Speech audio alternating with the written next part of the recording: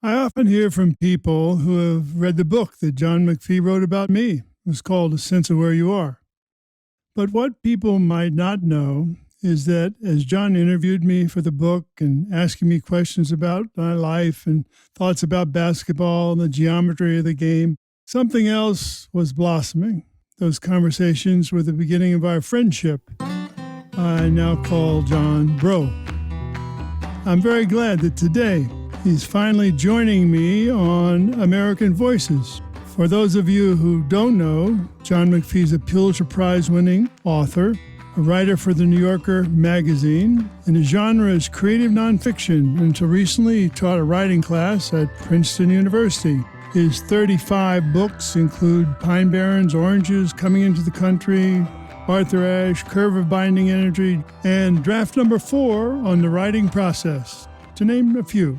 So, John, welcome to American Voices. Thank you, Bill. Nice to be here. So, when you think about our talks back in '64, when you were writing Sense of Where You Are and doing the research for it, what do you remember about those conversations and those times? I remember it very well. I remember walking along at Camp Don Bosco with Easy Ed Macaulay, Right. and those scenes stick in my mind, including in your house. I mean, looking out at the Grace Presbyterian Church.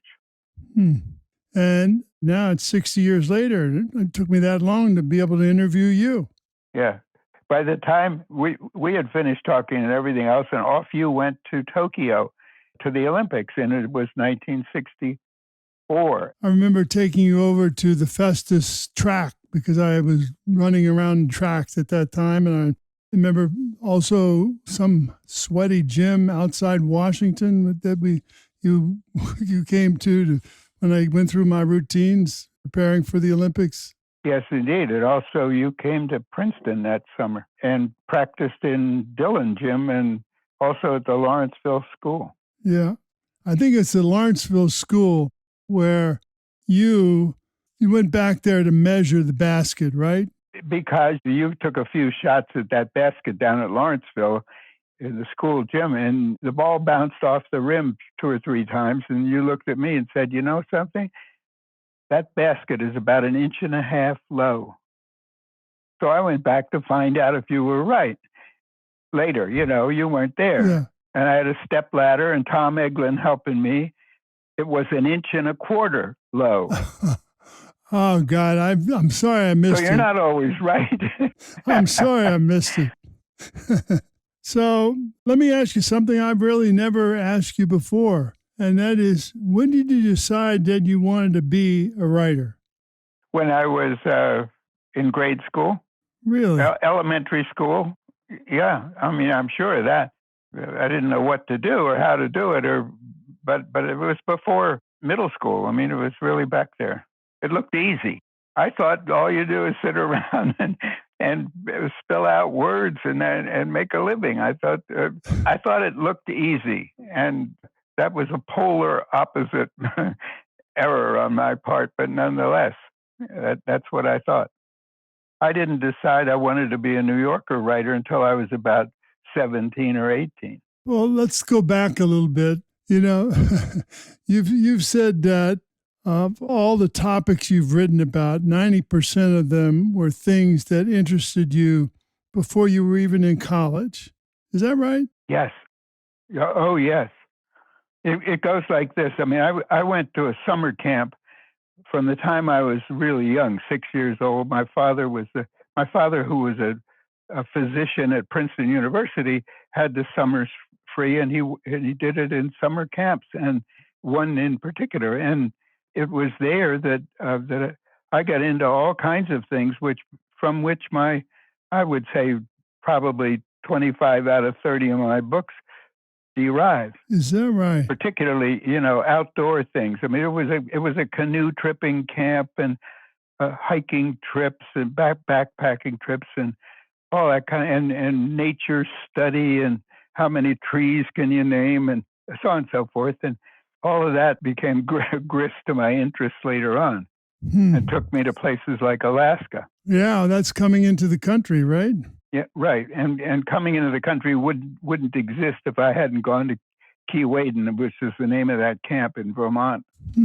So before you became a writer for the New Yorker, you wrote stories for Time magazine, show business section, including various cover stories. But you always wanted to write for the New Yorker. Is that right? Where did that interest come from? Well, it developed when I was in high school. When I was in college, I started sending pieces to the New Yorker that got rejected, rejection slips.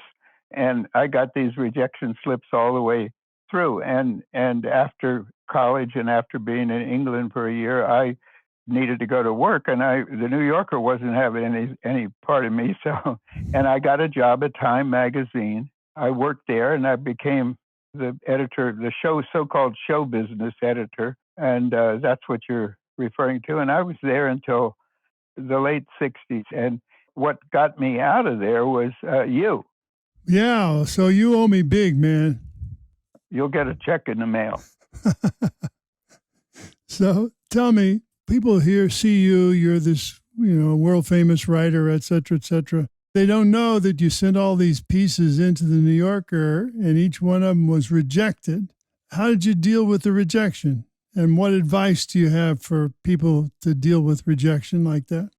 Well, you learn. Either you deal with it or you don't deal, I guess. And the thing is that every time that I put something in a mailbox and mailed it to the New Yorker, you're full of hope.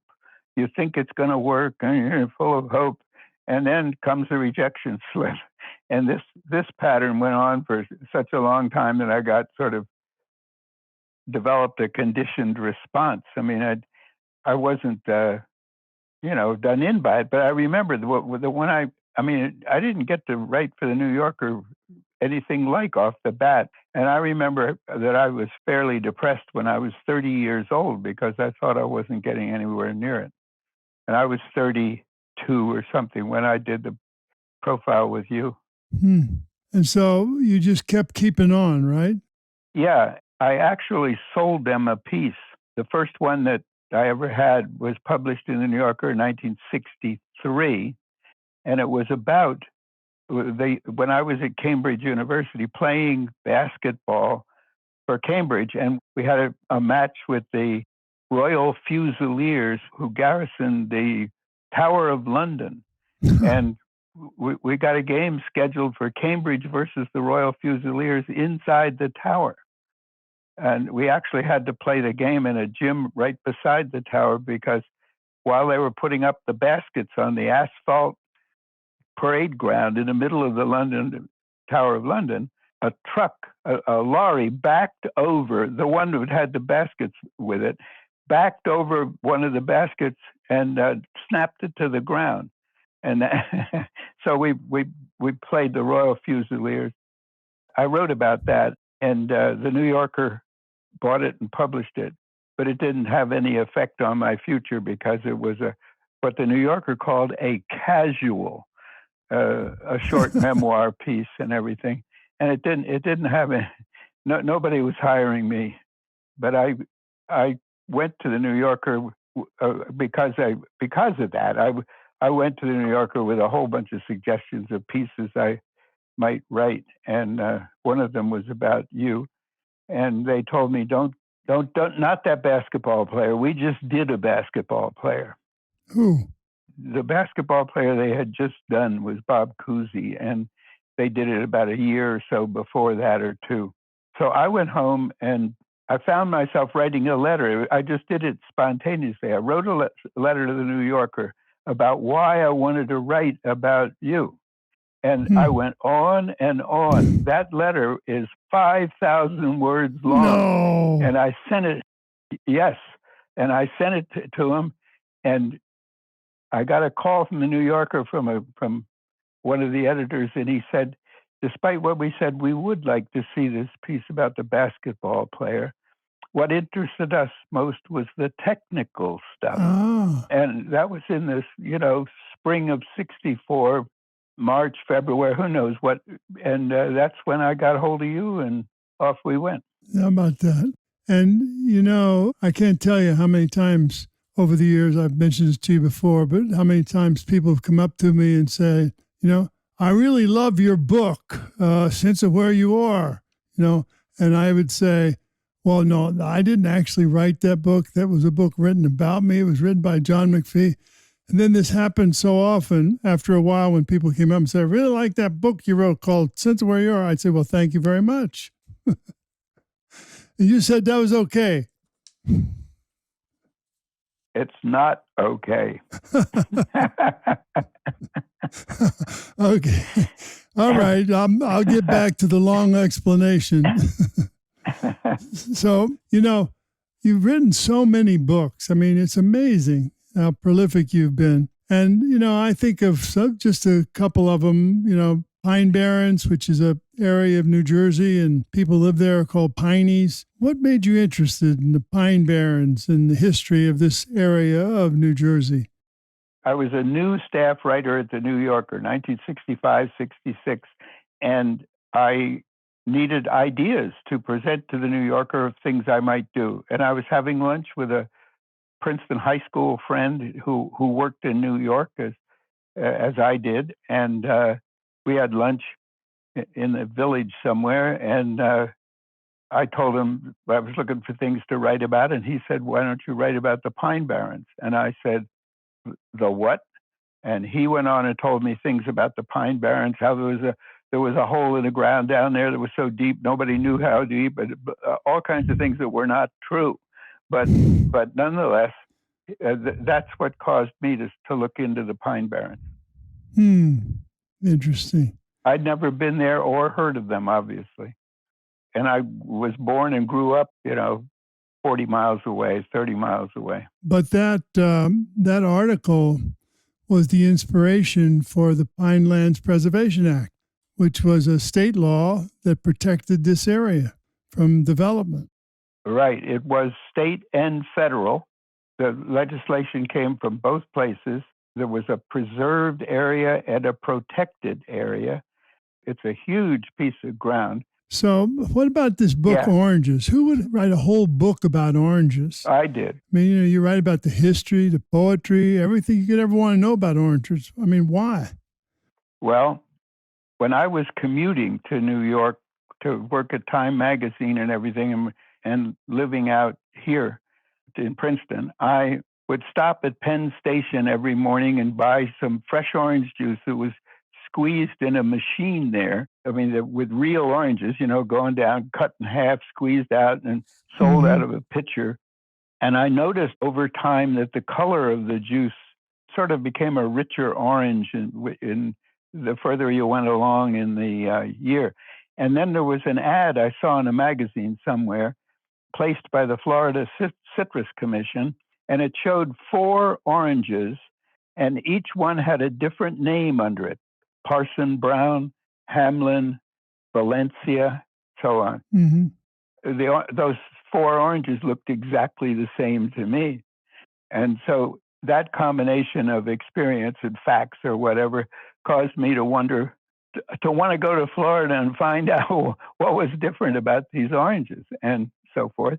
I mentioned that this is one of the first things I did as a staff writer at the New Yorker after the book about you, after the profile of you. And William Shawn said, go ahead. He was the editor, right? He was the editor of the New Yorker. And he was the one to whom you submitted your ideas. And he said yes or no for a variety of reasons. So anyway, I went to Florida. And if you recall, while my wife and I were in Florida and our children were with grandparents, you stayed here in our house and wrote your thesis. Oh, God. I do remember that. I remember because you had a habit of scuffing your feet on and we had a really good rug underneath the place where typing table where you were working. You destroyed the rug. Oh, listen, John. I mean, let me know how much it is and I'll send half. It was actually a $20,000 rug. Oh, yeah, sure. I also remember you lived kind of out in the country, and one night I thought the doorbell rang. It was like 11 o'clock at night. I don't know who the hell's out here in the country at 11 o'clock at night. I never found out. but I didn't open the door. I remember. I remember you telling me about that. But the doorbell actually rang, huh? Yeah. I'll be darned. Maybe it's my illusion. Who knows what? It might have been Santa Claus. So let's talk about coming into the country, this giant place of America called Alaska. And the book is, probably one of your best known and most influential books, or a lot of them are. But do you have a warm feeling for that book? Yes. But I feel disloyal if I single out any book, and they're really so different, and you put everything you can into each one. But for one thing, Coming Into the Country is a long book. It's about 100,000 words long, and it was all in the New Yorker in different parts, different times, and it was about Alaska, which I became very fond of in 3 years' time. So how do you know when a topic or a person is a right fit for you to write? New Yorker might want to assign certain things, but when you have your own ideas, how do you know it's a right fit? You don't. And things from the concept, you get the idea, I want to write about this. And then you get into it and you find out that this isn't exactly what you thought it was. But it may be 90% or 80% the same. I've had some turn around altogether where you get into it. And the thing is that when you live with it, you're getting past the original idea and into material about the subject, and you're figuring out whether you want to do it. I have had a number of things that I did that I got into that I just stepped aside and went on to something else because it didn't gel. It didn't. What does that mean? What does that mean? It didn't gel. Well, it didn't. Didn't settle. It didn't make it in my mind. It was something that I wanted to abandon, and that happened several times. You don't know when you first get the idea that it's just all going to turn out fine. Yeah, and then you have the ideas you had that you never really got to write about, and you're now writing about them in Tabula Rasa, Volume 1, Volume 2, Volume 3. How many volumes we're going to have? An infinite number. The idea is that it's I call it my old man project, and the purpose of it is to keep me upright. And so I don't want to finish it. And that's why the first book was called Volume 1, and I have finished Volume 2.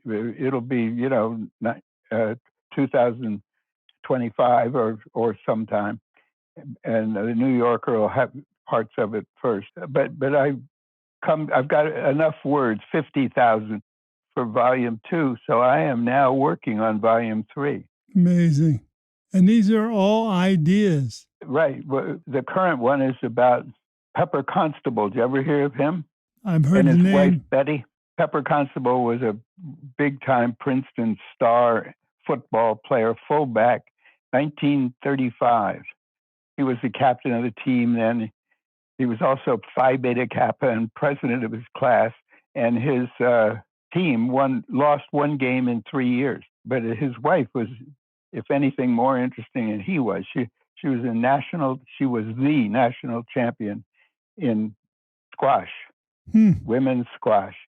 And she had a twin sister named Peggy, who was also the national champion in women's squash when she beat Betty, or vice versa. And anyway, we knew these people, and there's a nice little story about them that I want to tell. That's what I'm working on at this very moment. It's amazing. Whenever I ask you, what are you working on? There hasn't been one project that you couldn't describe in a way that made me very interested, and I think that's partly because your own interest becomes contagious. Yeah, and also, if I didn't have the confidence to say that, I wouldn't have gone on and described it. You see what I mean? Yeah. I've developed enough interest myself to have a bit of confidence in telling you about it. But if it was really nebulous, I wouldn't do it. In draft number 4, about the writing process. Tell us how you do research. I remember those little notebooks that you used to carry around. Or how do you make an outline for a story? Well, the research is, if I have the idea and the idea is about some geologist in Wyoming or something, I'll read up as much as I can about him before I go and meet him. I mean, it depends on the story, what you do. But for the most part, I learn on the job. That's the research. I go there and meet him, and I don't know anything about the Rocky Mountain geology, and he's known as the grand old man of Rocky Mountain geology. And I met him in 1978, and the book of which he's the central figure was published in 1986. I mean, I did other things and so on and so forth, but the point is that geology work I did was spun out over 20 years. But at any rate, the basis of my research is that I go and meet the person, and I just don't go away. Yeah, you come to Crystal City, or you go to Washington to a sweaty gym, or that's what your research is, right? That's right. And I get a lot of help with my research from the subject, the person I'm writing about. So the thing I most remember in terms of you ever talking about writing to me was how important the outline is. I mean, you always hear that in some writing class, but you really take it to a new level. So how do you make an outline for a story? Well, the origin of my interest in this goes back to high school when I had a teacher who had us write a theme every 3 times a week. And she really emphasized writing. And every one of those things had to be handed in with an outline. And it didn't need to be an ABC kind of outline. It could be a little doodle. But she wanted to know that we had thought about the structure of the piece before writing it. And I always, in 45 years of teaching writing at Princeton, every single piece that the kids did, start to finish, had that same component with it.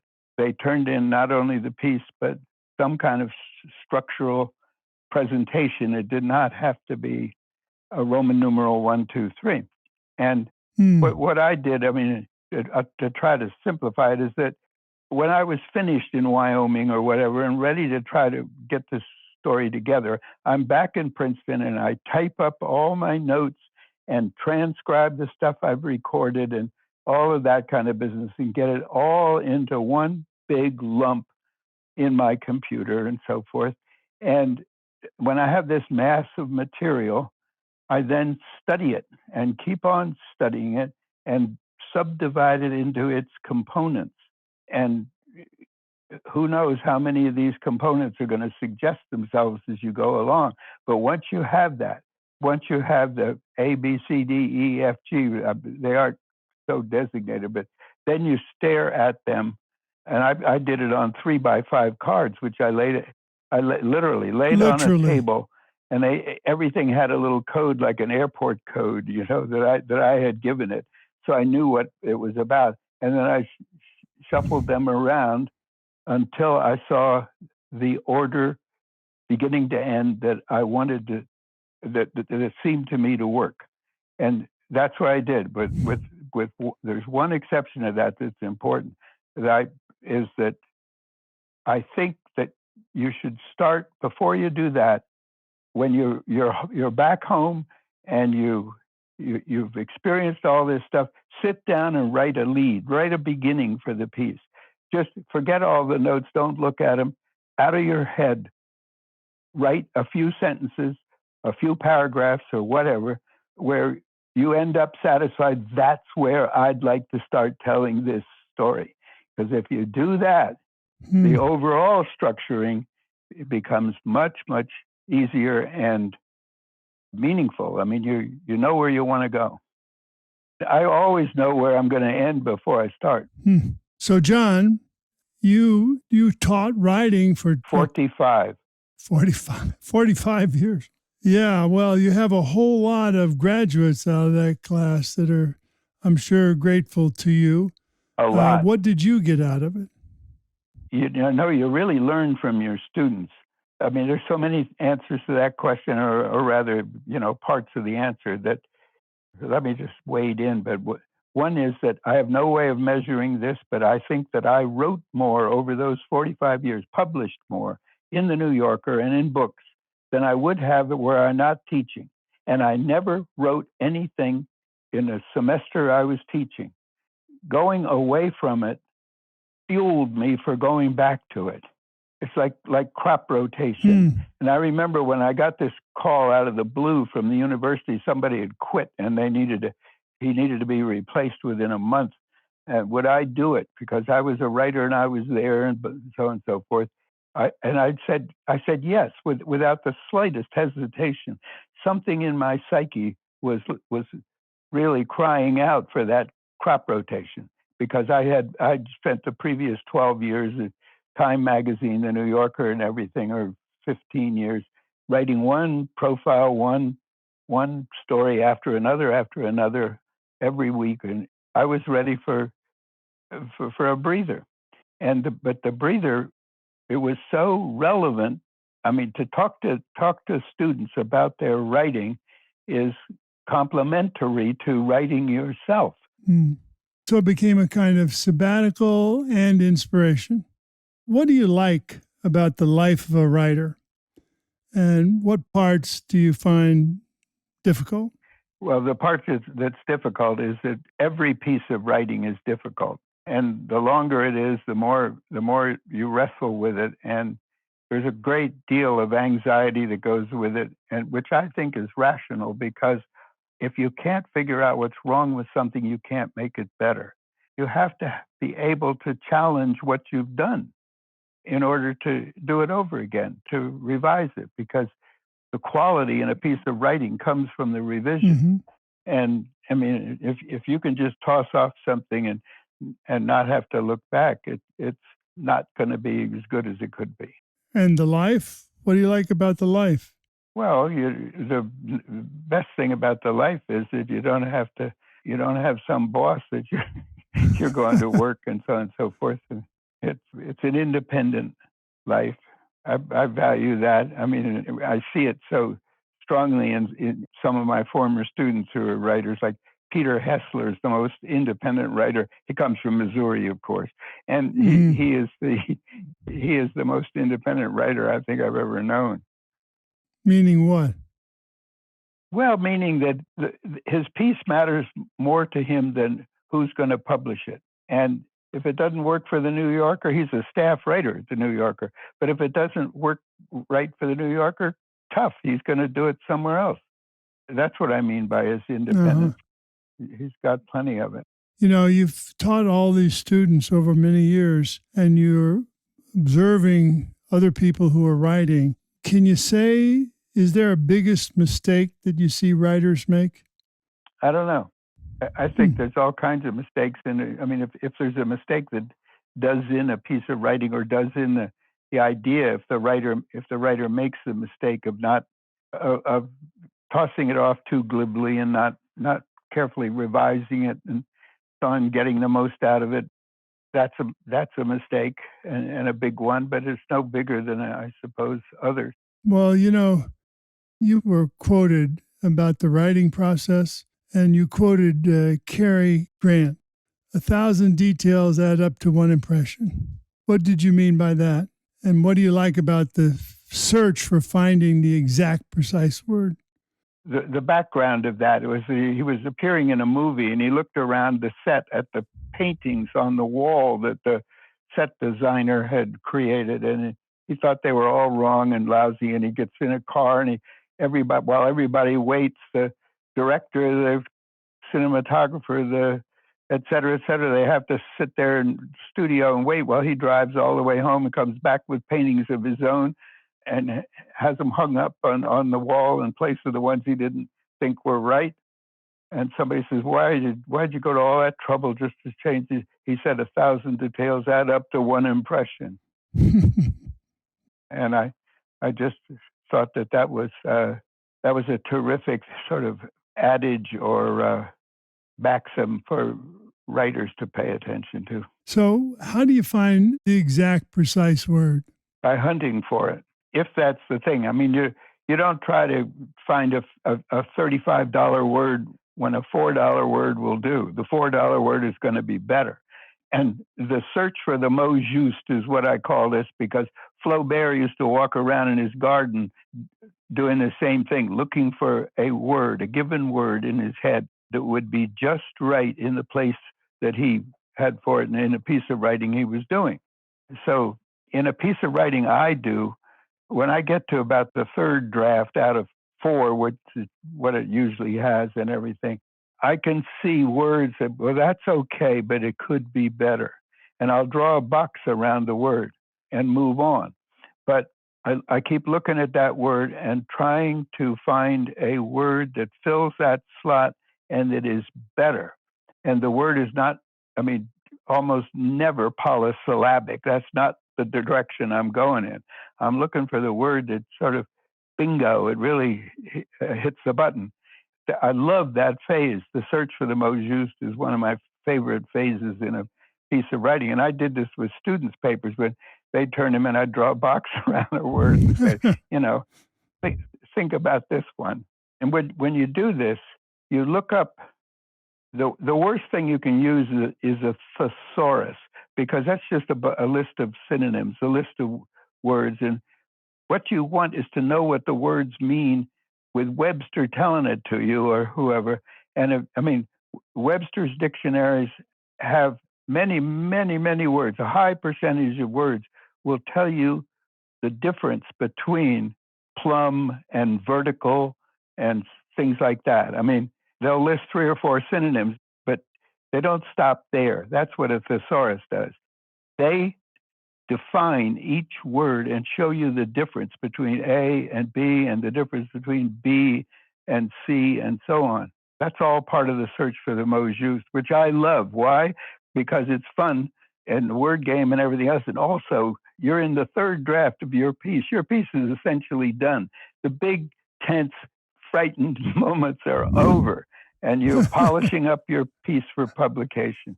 So did you ever have writer's block? Every day. Now, what do I mean by that? Well, I mean that I think that writer's block comes upon writers at different levels. And if you're Joe Mitchell, it stops you for years. He wrote a lot of things in the New Yorker, and he hit a point in his life when he couldn't write anything, and this point went on for years and years, decades. That's writer's block on a major scale. But my thought is that a small form of writer's block is present every day when the writer sits down to write.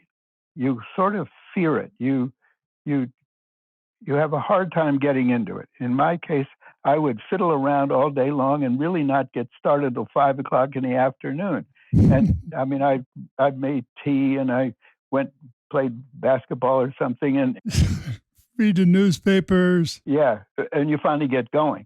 Joan Didion talked about looking across her living room at the door of the den in which she wrote and staring across the room at that door and, quote, feeling the low dread. That tells you what it's like. That tells you what it's like. And of course, Joan Didion walked across that room and fought down the writer's block and wrote. But I think a little form of it is there virtually every day, that there aren't too many writers who just sit down and write. There are some. I don't mean 1 or 2. I mean, there's a certain writers that have a facility to just get going. But I do think that little block is there each day when you try to get started. And you just have to push through. Exactly. It relates to stage fright. Performers are notably nervous before they perform. Professors, Bob Fagels once, a professor here at Princeton, once told me that everybody is nervous before they have to give a lecture. I mean, stage fright is built into people, and you learn to overcome it. One of the few people who didn't apparently have stage fright was Mark Twain, because he talks all the time, but he can't wait until he can get up and and show off, is the way he put it. Well, at least he was honest. Oh, he was one. Yeah, he's the greatest thing. You like Mark Twain? You bet I like Mark Twain. Mark Twain's autobiography is 2,700 pages long. Oh, I have listened to it on Audible. It's 3 big volumes printed.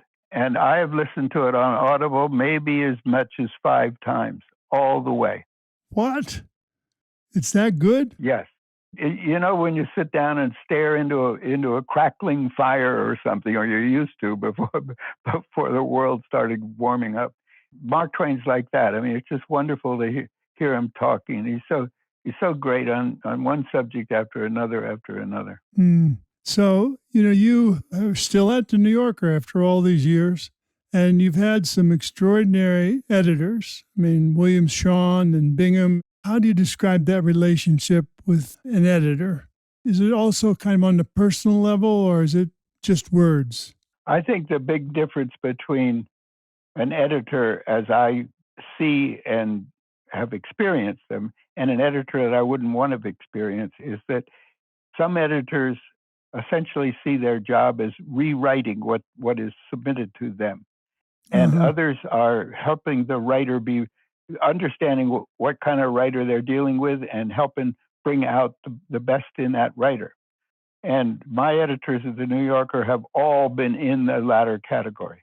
And any stories that illustrate that, either from Shawn or Bingham?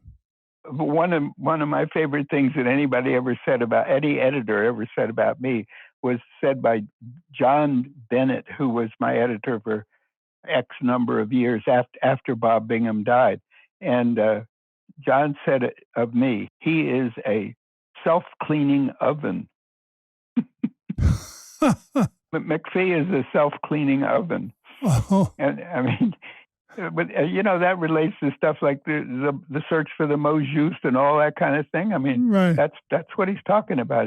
He's talking about the writer editing himself, which the writer ought to do. Right. So now one of your former students is the editor-in-chief of the New Yorker magazine. How does that feel, David Remnick? It feels good because David is so good at it, and he's such a prodigious writer and editor and person in the world. I mean, I have huge admiration for David. He was in my class in 1981, so whatever that makes him. He's great, David. So, listen, if you were interviewing yourself, what would you have asked yourself that I didn't today? This has been a pretty wide-ranging interview, and you kind of covered the waterfront, which is covering the waterfront. Covering the waterfront is a kind of generous thing to say to you because you're such a good swimmer. I thought we'd get through this. I thought we'd get through this interview without reminding me of the famous race in a lake in New Hampshire where we came up to visit That's you, right. And you challenged me to a race in the lake. And you can tell the audience what happened.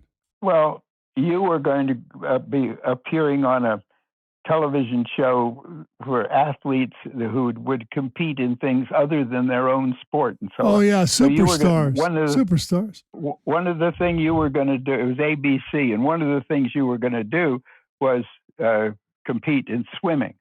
And we were up at this lake and so on and so forth. And I said, well, let's warm you up for that experience. You were going to do it the following week or something. And I said, I'll race you to that raft out there, which was 40 or 50 yards away. And you were all sarcastic and so who the hell was challenging you and so on and so forth. 1, 2, 3, off we went, sprinting for that raft. And I was sort of waiting around at the raft when you got there. I did not enter swimming in that Superstars competition because of that moment. No. Well, the funny thing you did, you faked a phone call, but you got out of the water after that happened, and then you went to a telephone. I remember. And you you pretended that you were calling ABC and quitting the thing altogether. Yeah, I remember. But you didn't. You were just pantomiming. Yeah, no. I went down. It was in the Everglades in August. Yeah. There are people who've called that you have a clown sense of humor. Yes. That was an example of, that was an example of what they did. I'd call that a clown sense of humor. I was so embarrassed, John. So embarrassed. Yeah, that's pretty funny. Well, listen, John, this is great. Thank you for doing this. Thank you for coming on American Voices, and thank you for all the stories of Americans. You're welcome, and thank you. It has really been fun to talk to you, having never talked to you in this context before. I know. You've never been interviewed by someone like me. Not by you.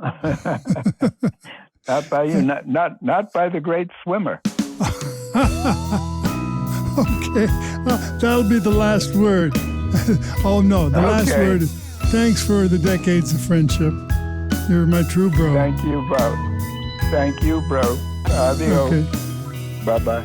I've been speaking with Pulitzer Prize-winning author John McPhee. To find out more, visit us on Facebook. Our Facebook page is American Voices with Senator Bill Bradley.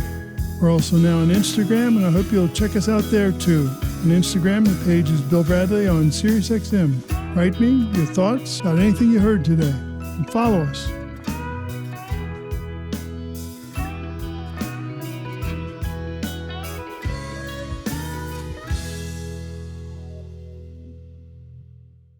Thank you for listening to American Voices here on my YouTube channel. For more interviews celebrating the goodness and creativity of the American people, click the subscribe button below.